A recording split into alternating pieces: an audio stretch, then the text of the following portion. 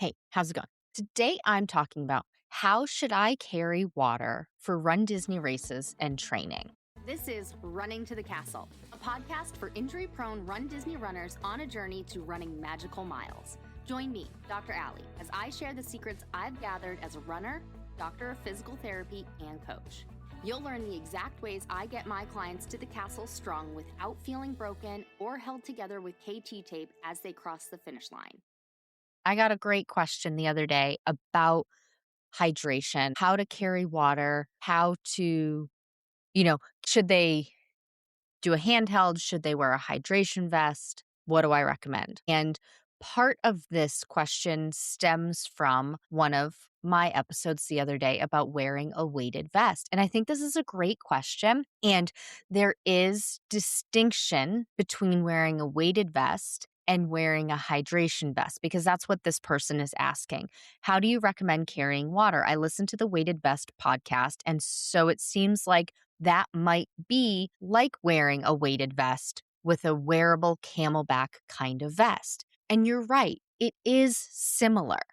And so, do I recommend that you wear a hydration vest?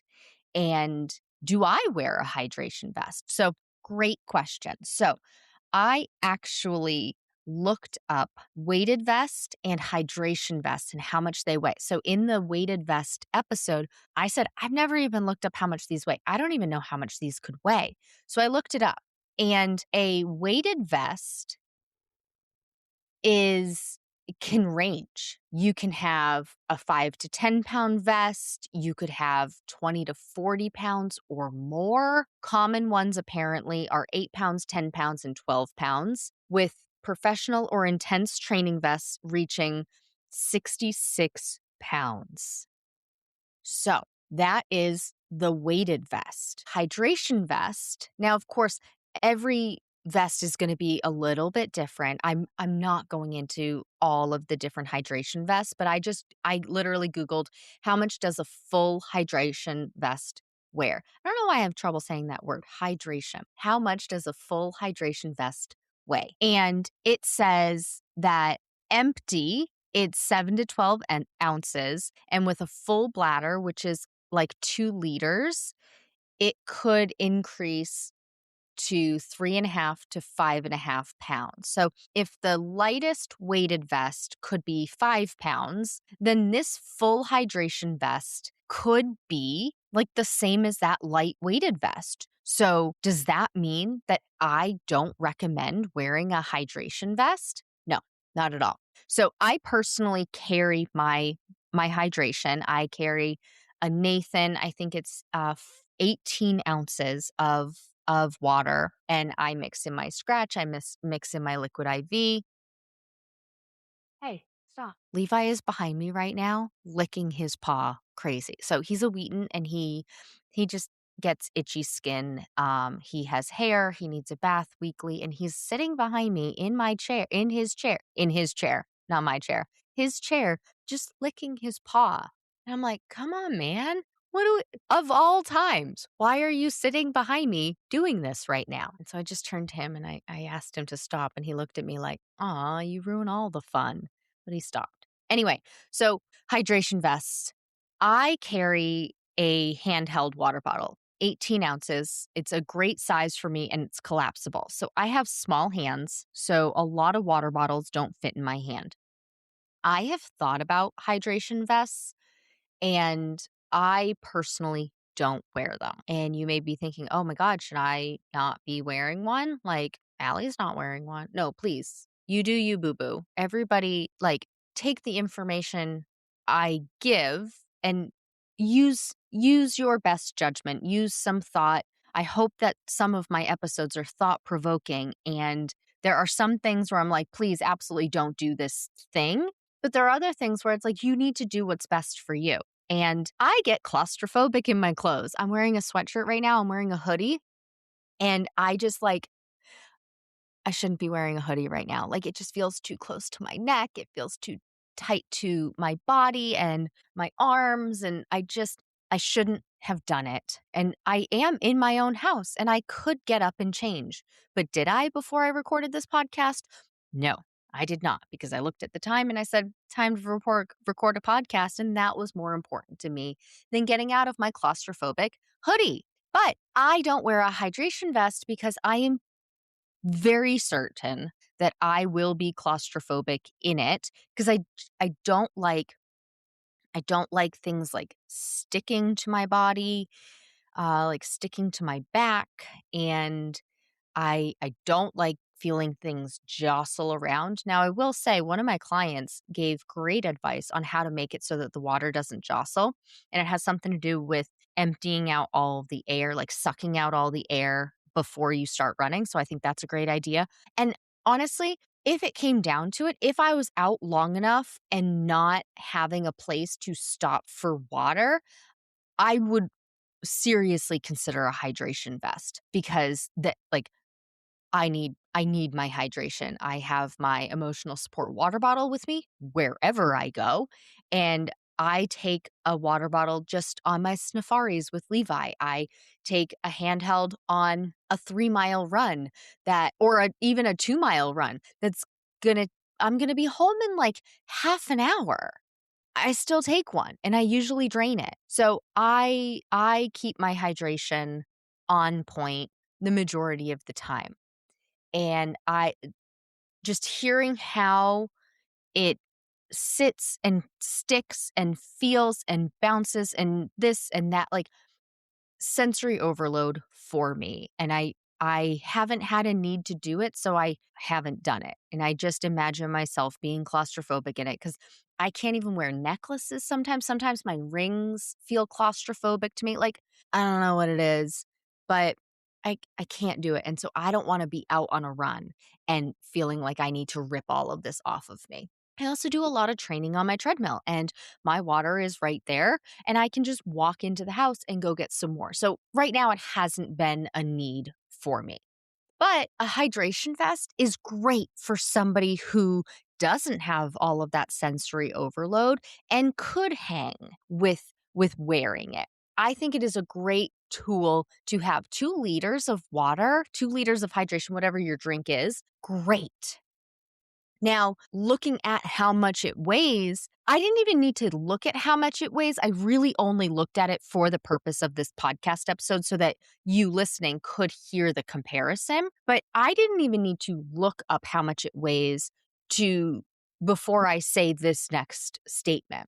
You have to build up your tolerance to being able to wear that amount. When you first go out, just like with anything, don't go out for your 10-mile long run and have a full 2-liter hydration vest for the very first time. Like brand new, just bought it from REI, which by the way, buy it from REI, not sponsored, but they have such a good return policy on all of their items.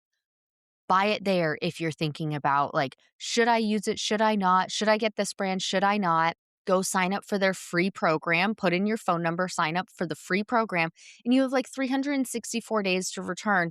And it's kind of like a Costco policy, practically no questions asked. Like, just go get it from REI. So, but don't go for your longest long run training for a half marathon. Don't go out for a 10-mile long run and decide, oh, well, it's 10 miles. I really need all of this hydration. It's hot out. I'm going to just fill it to the brim. Well, that's now 5.5 pounds for 10 miles. Or for long, you have to be drinking it to drain it, right?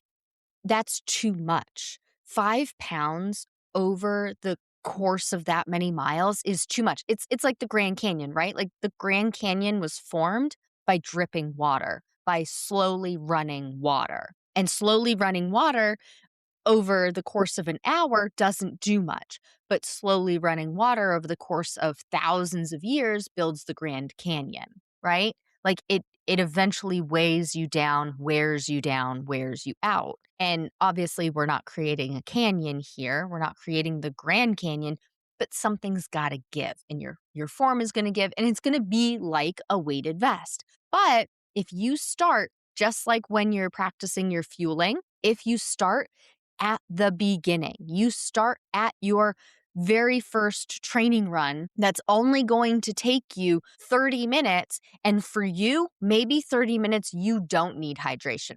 I don't understand that, but that's me. That's okay. Maybe you don't need hydration for a 30-minute run. That's fine. Still bring it. Still bring it because then you've put in, I don't know, 2 ounces. If you're not going to use it, just put in 2 ounces or put in half a cup or whatever it is. Put in a very small amount and wear it for that long run. And then the next week, you put in just a little bit more. And then for the following week, you put in just a little bit more. And you progressively add a little bit more each week so that your body is now used to carrying that amount. Or maybe you put in the same amount 2 weeks in a row. I love a good 2 week in a row before going up again for stuff like that. I do that with like fueling, practicing the exact same fueling couple of weeks in a row. I do that with the run walk intervals, try new run walk intervals a couple of weeks in a row. Typically it's 4 of the same type of run. So like a long run, an easy run where you're using those intervals regularly and you practice it a couple of times before you change it again to make sure that it really is okay. And then you add just a little bit more. So now you don't really feel like you need the water, you don't need the hydration, but you're practicing putting the weight on your body. I use this comparison in older podcast episodes talking about adding 10% to your long run. I use the story, I think it's Greek mythology, Milo, and he has to prove himself, he has to carry a full-grown pig to the top of a mountain. Well, he could just grab a full grown pig and try and get to the top of the mountain. But that doesn't work. So instead, he gets a baby piglet, and every single day he carries that baby piglet up the top of the mountain. And every day that baby piglet grows by a couple of ounces, but he also gets stronger equally to be able to continue to carry the pig. So the amount of weight that that pig gains each day is negligible because he is carrying it every day. And so he gets just a little bit stronger every single day. And so by the time that pig is full grown, he has become just as strong as the pig has gained weight. So it is no problem because it is minuscule. It's the same thing with us getting older, right? Or a better example is kids getting older. If you have a child and you see them grow up every single day of their life, but you have a family member who hasn't seen them in 5 years, they're like, oh my God, you look so big. You look so different. And you, the parent, you're like, looks the same. I mean, of course, when you look back at pictures, you're like, "Oh, yeah, like, looks so different." But you don't see that change every single day because it's minuscule, it's minute. It is so small, it's practically imperceptible. We want the same thing with when you're practicing using this hydration vest. We want the difference to be imperceptible to your body. So as you are increasing the amount of time you're on your feet by a minuscule amount, right? Your 10% rule. So going from 3.1 miles to 3.41 miles the following week. Most runners who first see that training plan of mine, they're like, that is so dumb. That is useless. Why would I do that? Why don't I just skip all of those middle weeks, the 3.41, the 3.75? Why don't I just skip all of that and go straight from 3.1 to 4 and then straight from 4 to 5 and then 5 to 6? It will be fine for 6 weeks, maybe 7, guaranteed that 8th week, you're like, oh, shoot, my knee hurts. My IT band is flaring up randomly. I don't know why it hurts so much. I promise I know why it hurts so much. Those are the kinds of things that I look for. But same kind of thing with this hydration and same kind of thing with practicing fueling. You need to practice from the beginning so you can do very, very, very small amount in the beginning. Like you're bringing the water, you don't even actually need it because you're not me and you don't need water for a 2-mile long run, quote unquote long run. right? Like, I only use that in quotes because I hear so many people say 2 miles, that's not a long run. In my mind, it is.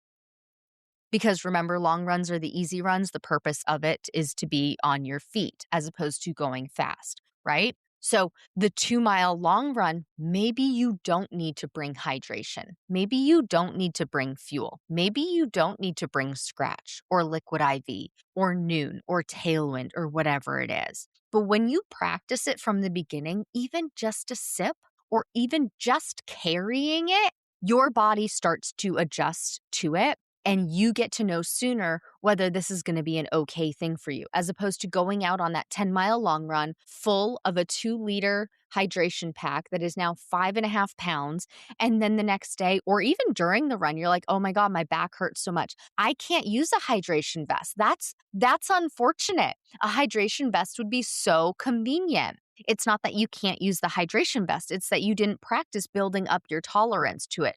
Be Milo in this situation. Pick up the pig when it was a brand new baby piglet and practice carrying it up that mountain day after day after day, week after week after week, so that you can adjust to it. And then by the time you get to that 10-mile long run, now you can tolerate carrying a 5.5 pound weighted vest, right? But then also another part of this, going back to it being possibly 5.5 pounds, well, Allie, isn't that just the same as wearing a weighted vest? Temporarily, yes. But remember, we talked about the purpose of the weighted vest and now the purpose of this hydration vest. The purpose that that person was asking about for a weighted vest, or what other runners will ask me about, or what their doctors will talk to them about, is wearing the weighted vest to get strength training while they're doing their cardiovascular endurance. They're trying to kill two birds with one stone. That if you have two priorities, you have a list. You don't have priorities anymore. So with the hydration vest, the purpose is hydration. And as you get farther and farther in your run, higher and higher mileage, you aren't still wearing a 5.5 pound pack. It's decreasing because you've been drinking the water, right? So now it starts off at 5.5 pounds at zero point zero miles. But by the time you're at 5 miles of a 10-mile run, it's not 5.5 pounds anymore. It's 2 pounds because you've probably, I hope you've drinking. Ooh, Allie, I hope you've drank half your water by then because you're halfway done. Your halfway point is a great indicator if you're on track for things. Are you halfway through your hydration? Are you halfway through your fuel? And then as you get closer to 10 miles, it goes down and down and down so that you're practically at ounces. So even if you get tired during the 10-mile long run, you aren't carrying 5.5 pounds anymore. You're carrying less. And so even if you're tired, you don't have the 5.5 pounds to then alter your form and everything that we talked about with the weighted vest. So it is a little bit different in that aspect. And it's different because of the purpose. If you need that amount of hydration, you're not running anywhere that has hydration stations. Safety first. You need hydration. We don't want you to be dehydrated. So if the hydration vest is the best option for you, great. I carry handheld because I don't want to be claustrophobic in the hydration vest. And I map out my routes. I live in suburbia in master planned communities. We have parks every couple of blocks, or like a school every couple of blocks. Somewhere is going to have a water fill station. Like there's going to be a water bubbler, a drinking fountain for you non-Bostonians, non-Northeast people. There's going to be a drinking fountain where I can fill up my water. Maybe it's not perfectly tasting water. Fine. I just put my liquid IV in it, but anything is better than nothing at that point. And it's so good. A lot of the hydration stations around me now have the top-down fillers, which is amazing. So I just have to put my water bottle under and click the button. And I don't have to worry about like the bubbler, like not going in and filling up my water bottle completely. But I do that. Or worst comes to worst, I go stop in a gas station. Everywhere takes Apple Pay or Google Pay, whatever kind of phone you have.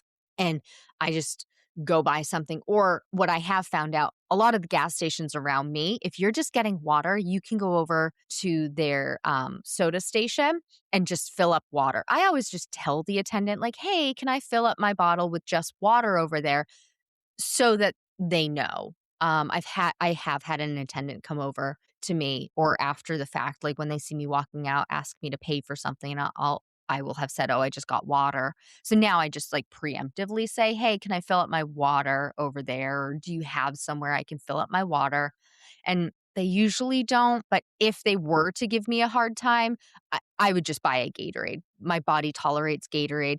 They also have Powerade, juice, other forms of carbs that I could get. But I'm fortunate in where I run. I'm very aware of that. I live in a very safe area, and it is literally called a master planned community. They have planned it out, and they have parks that have these water stations, or they have lots of gas stations around. I actually run by I could run by on my typical routes, I could run by now 5 gas stations and 2 grocery stores. So I have my options. They all take Apple Pay. So I could do that. So I can still get by with my handheld right now. But they do have running um paths that they have lined up with, like, the highway system here, and I would love to run on those just so that I don't have to, like, backtrack and find all these different routes, and I could just, like, do an out and back would be fine with me, but they don't have hydration stations on them, and that bums me out, and so I have thought about, "Oh, when I do plan to run longer than half marathon distances, maybe I should consider a hydration vest." That is a future Allie decision. That is not a right now Allie decision. Allie right now I mean, we're getting into summer months. It's going to be 99 degrees here today. It's May 11th. It's going to be 99 degrees here. So I will be running indoors for quite some time. Actually, thinking of that. So I was talking about this on the podcast a couple of weeks ago about how thinking about doing the marathon and how I'm going to plan that out, doing the 10K distance, then doing half marathon distance, possibly building up to doing marathon distance without a race, like after that. And so I was looking, I've mapped it out. I'm a planner. I've mapped it out already. And next year at this time, it's like May 9th is when my um full marathon 26.2 miles would happen if my training plan goes according to plan. And I'm like, nope, that has to change because thinking about how the weather is right now, there is no way I'm doing 26.2 miles on the treadmill. I love me a good treadmill run, not 8 hours on the treadmill because that's probably how long it's going to be. Like, no, no, thank you. No, I don't. Mm-mm. So that 26.2 is gonna have to happen in I have to plan it for, like, beginning of April next year. So that means I need to adjust my training plan right now. And this is one of the benefits of A, working with a coach who will figure out that timeline for you, or you being a planner and being able to figure out that timeline for yourself. Like, realistically, look at what will training look like for me in these weeks, months, years of whenever I plan to do it? Like, I'm not planning on running 26.2 miles over Christmas. Christmas is a holiday that my family celebrates. I'm not going to do that. So I already need to plan out, like, nope, can't be then. And then looking at timeline and temperature for where I live, it can't be too hot and I'm not going to run too cold. So Am I privileged in that? Absolutely. But that's why I bought a treadmill, and that's why I plan this out so that I can hit that 26.2 miles before marathon training ever starts, but also so I don't need to do it in 100-degree weather because I know it's going to take me I'm planning on it taking me 8 hours. Even if I start at 7 a.m., this time, May, it's already let's see what the temperature would have been this morning when I woke up. So at 5:30 a.m., it was already 72 degrees. By 7:49, it was 80 degrees. It hit 90 at 10:28 a.m., and it's gonna be a high of 99 today at 4 p.m. Like, that's not happening.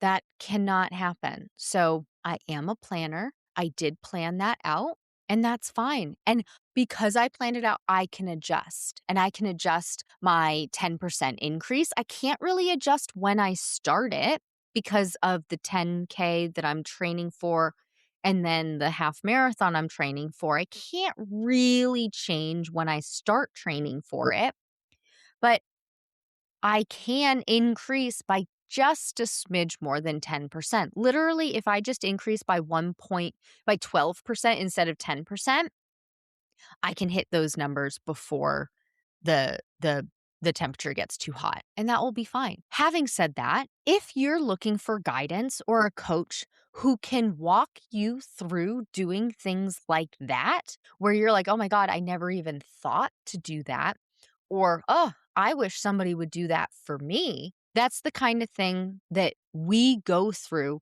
in Stronger, Faster, Finisher. It's just one of the many things we go through. But thinking about planning things in advance and working through all of the different aspects of training, including scheduling, that's something that we go through in Stronger, Faster, Finisher. If you're interested in something like that and want a coach to guide you, Stronger, Faster, Finisher is my group coaching program that is full aspect training, all of it that you need to get you across the finish line ahead of the balloon ladies, build more time so that you could have character stops, castle photos, everything, and enjoy every magical mile. Go ahead and join the waitlist. The next program starts mid-June, but the waitlist closes May 25th. Everyone on the waitlist gets priority pricing and first dibs. There is no obligation to join the program just because you're on the interest list, but when you join the interest list, you get priority pricing and first dibs. And if I get enough runners through into the program through the waitlist, I don't even open it up. I won't even open it up to the public. Go ahead and join the waitlist to be one of the first ones to get first dibs and priority pricing. Please take what you've learned in this episode and use it to adjust your strategy for your Run Disney race training. It's not about doing more. It's about doing the right things in the right balance so you can finish strong, not broken. And if you want personalized guidance specific to your race, your injury history, your running background, and your goals, that's exactly what we do inside Stronger, Faster, Finisher. You'll get step-by-step instructions and a proven system to help you train smarter from start to finish. Join the waitlist today to be the first to know when it opens next. That's all for now. Talk to you soon.